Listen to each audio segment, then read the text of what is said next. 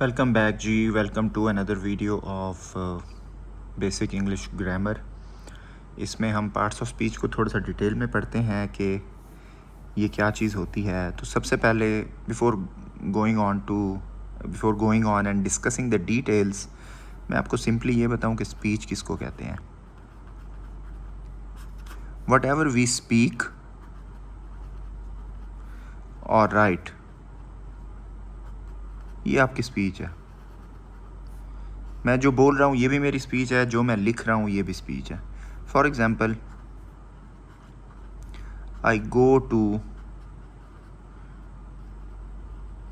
The school, ठीक है, ये स्पीच है। आई प्ले क्रिकेट, ये स्पीच है।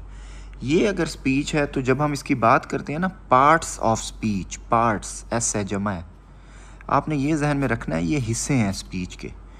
ये स्पीच का हिस्सा है, ये स्पीच का एक और हिस्सा है, ये एक और हिस्सा है, ये एक और हिस्सा है, ये एक और हिस्सा है। इसी तरीके से ये 3 हिस्से हैं इस स्पीच के। ये स्पीच के कोई 5 हिस्से हैं, ठीक है। तो हर जो स्पीच का एक पार्ट है, हिस्सा है, इसके डिफरेंट मीनिंग है, ये एक और चीज़ है, ठीक है। ये कौन कौन से होते हैं, डिफरेंट पार्ट्स होते हैं जिनसे मिलकर एक स्पीच बनती है। इनमें सबसे पहले अगर हम बात करें तो नाउन आता है, नाउन के बाद प्रोनाउन आता है, इसके बाद एडजेक्टिव आता है,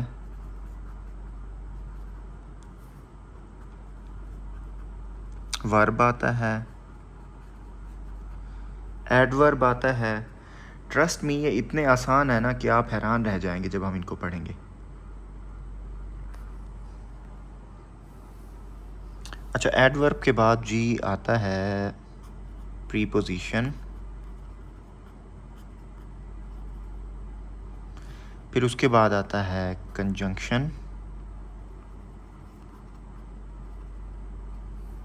फिर उसके बाद आता है जी इंटरजेक्शन। ये सारे क्या हैं स्पीच के? ये हैं हमारे पार्ट्स।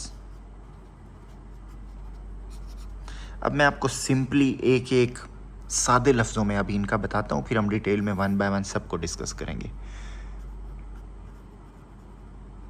Noun, name.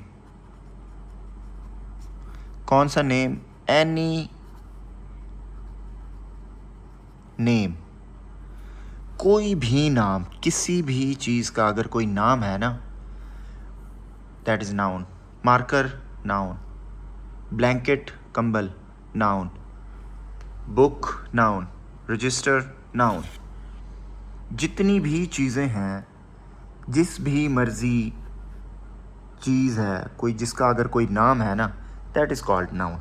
इससे ज़्यादा आपको क्या समझ आनी चाहिए।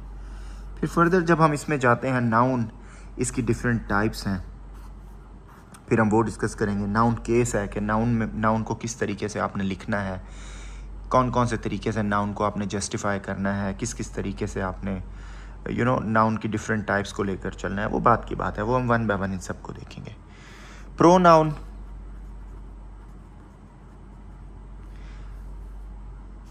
प्रोनाउन, इसको 2 हिस्सों में अगर हम डिवाइड करें तो जो चीज़ नाउन की जगह, फॉर एग्जांपल ये असलम है,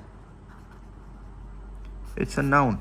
नाउन की जगह अगर हम कोई चीज़ इस्तेमाल करेंगे ना, इसकी जगह, तो ये प्रोनाउन बन जाएगा। असलम की जगह हम क्या इस्तेमाल करेंगे? ही। ये इकरा है, इसकी जगह अगर हम कोई चीज़ इस्तेमाल करेंगे जुमले में तो वो बन जाएगी शी, तो ये प्रोनाउन हो जाएगा। It's that simple. Adjective, adjective, add का मतलब क्या होता है? जमा। सादे लफ्ज़ों में याद करने का तरीका बता रहा हूँ। एडजेक्टिव, इसको एडजेक्टिव कहते हैं सादे लफ्ज़ों में। इसका मतलब टू ऐड समथिंग।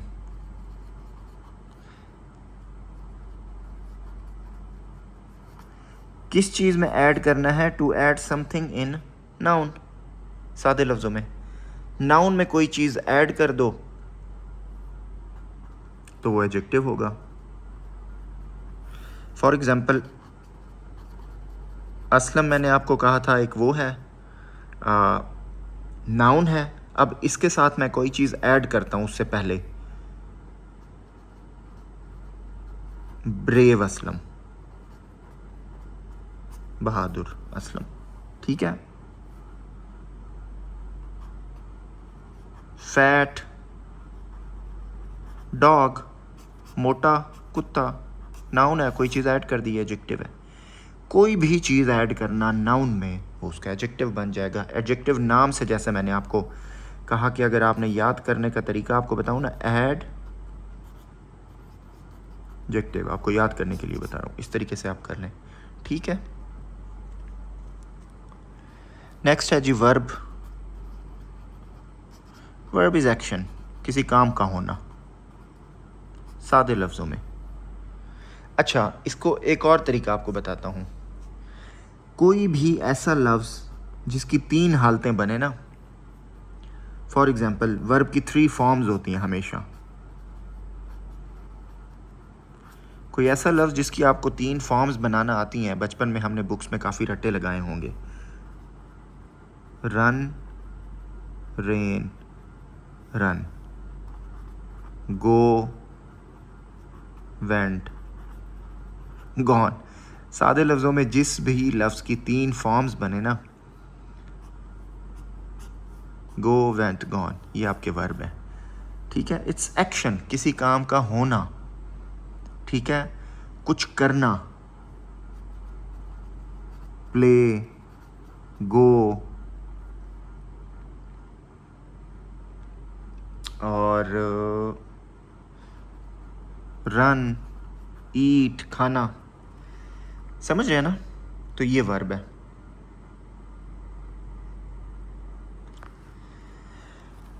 एडवर्ब, आप लोग मुझसे पहले जी समझ जाएं इसको। ऐड का मतलब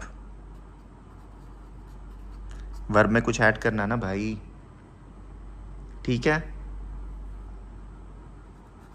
गो वर्ब है, गो क्विकली, जल्दी जाओ, ठीक है।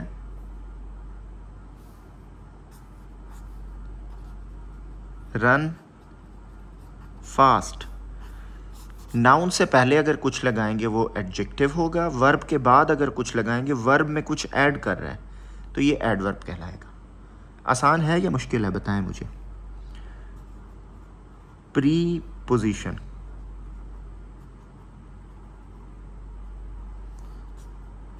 किसी चीज़ में, किसी चीज़ की, व्हाट शुड आई से, पोजीशन में कोई चीज़, पोजीशन से पहले कोई चीज़ लगा देना, ठीक है।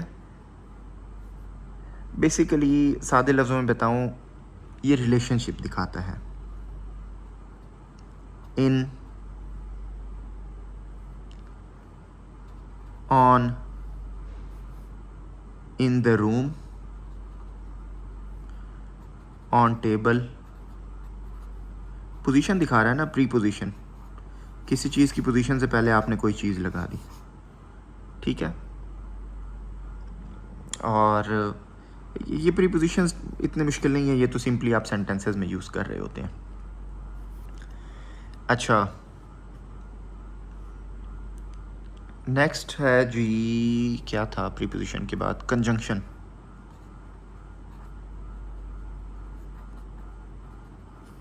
कंजंक्शन जो रेलवे का जंक्शन होता है ना, पटड़ी, ये मैंने याद करने का एक फार्मूला बनाया हुआ था एक, जब मैं तैयारी कर रहा था CSS की।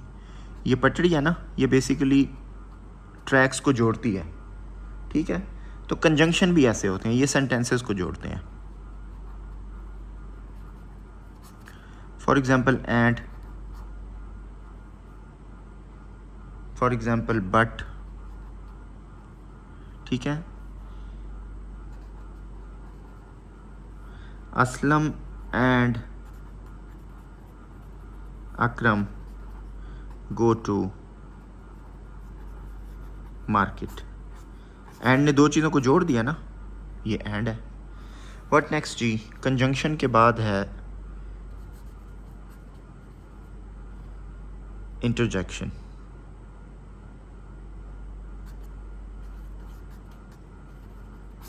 सादे लफ्ज़ों में जी, इमोशंस को ज़ाहिर करना।